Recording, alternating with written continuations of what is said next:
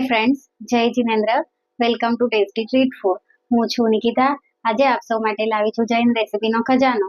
તો આજે આપણે અહીંયા બનાવવાના છે જૈન પાલક રાઈસ. તો ચલો હવે આપણે સ્ટાર્ટ કરીએ. જૈન પાલક રાઈસ બનાવવાના ઇન્ગ્રેડિયન્ટ્સ જોઈ લઈએ. પાણી છે, બોઇલ રાઈસ છે, પાલક છે, સોડા છે, ઘી છે, એવરેસ્ટનો ગરમ મસાલો છે, હળદર છે, મીઠું છે, હિંગ છે, આદુ મરચાની પેસ્ટ છે, કોથમરી છે, બાફેલા વટાણા છે, ચોપ કરેલા ટમેટો છે અને લીંબુનો રસ છે. હવે આપણે એક પોટ લઈએ અને પાલકને બાફવા માટે મૂકવાની છે. તો એક પોટમાં આપણે હવે પાણી એડ કરી દઈએ.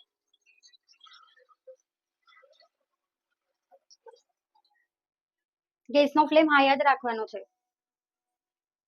હવે આપણું પાણી બોઇલ થઈ ગયું છે. હવે આપણે ગેસનો ફ્લેમ સ્લો કરી દઈએ. પિંચ જેટલા કુકિંગ સોડા છે એ એડ કરી દઈએ. પિંચ જેટલું મીઠું એડ કરી દઈએ અને હવે આપણે આમાં પાલક એડ કરી દઈએ.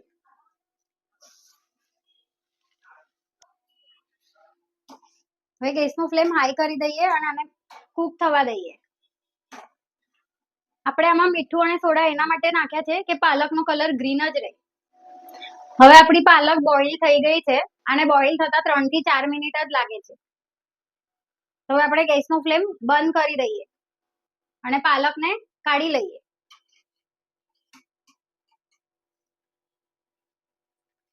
આપણે બોઇલ કરેલી પાલક આપણે કાઢી લીધી છે. હવે આપણે એક બીજા પોટમાં ઠંડુ પાણી એડ કરીએ પહેલા. અને જે આપણી બાફેલી પાલક હતી એ હવે આમાં આપણે એડ કરી દઈએ ને છુટ્ટી કરી દઈએ. એટલે આપણી પાલકનો કલર ગ્રીન જ રહેશે અને 2 મિનિટ રહેવા દઈએ. 2 મિનિટ પછી આપણે પાલકને મિક્સર ગ્રાઇન્ડરમાં લઈ અને એની પ્યુરી કરી લઈએ. હવે આપણે એક પેન લઈ લઈએ, એમાં 3 ટેબલસ્પૂન ઘી એડ કરી દઈએ,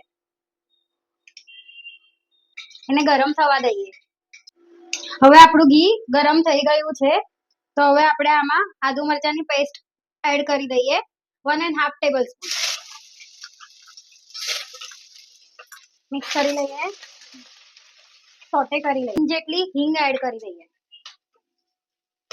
હવે આપણે ટમેટા એડ કરી દઈએ.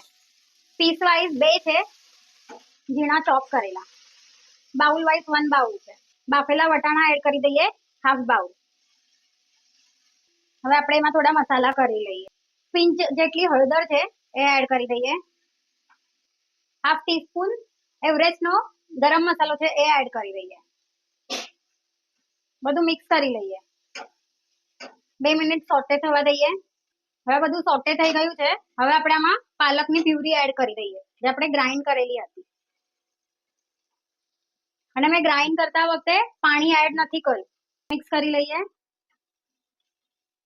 આપણા પ્યુરીનો કલર એકદમ ગ્રીન જ છે. હવે એને 1-2 મિનિટ માટે કુક થવા દઈએ.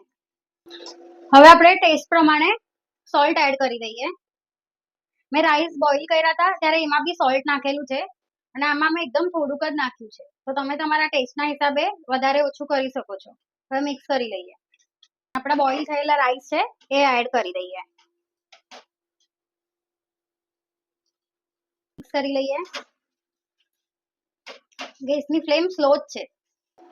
હવે આપણે આમાં 1 ટીસ્પૂન લેમન જ્યુસ એડ કરી દઈએ. બધું પ્રોપર મિક્સ કરી લઈએ. 2 મિનિટ કુક થવા દઈએ. હવે આપણા રાઈસ પ્રોપર કુક થઈ ગયા છે. તો હવે આપણે આમાં થોડી કોથમીર એડ કરી દઈએ, હાફ બાઉલ જેવી. પ્રોપર મિક્સ કરી લઈએ. હવે આપણા પાલક રાઈસ કુક થઈ ગયા છે. તો હવે ગેસની ફ્લેમ બંધ કરી દઈએ. અને આપણા પાલક રાઈસનો કલર બી પ્રોપર ગ્રીન આવ્યો છે.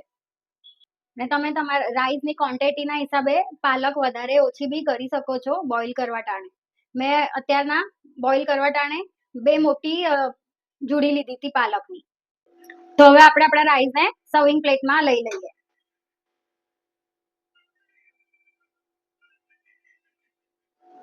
હવે આપણે આના પર થોડું ગાર્નિશિંગ કરી દઈએ કોથમીરથી.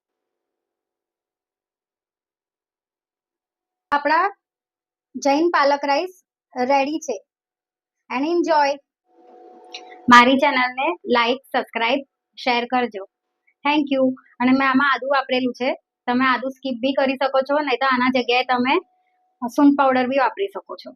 અને મેં અત્યારના તો અહીંયા બોઇલ કરેલા જ રાઈસ લીધેલા છે, પણ આના પહેલાની જે મારી એક રેસીપી હતી મેક્સિકન રાઈસ, એના અંદર મેં રાઈસને કેવી રીતના બોઇલ કરવાના છે એ બતાવેલું છે.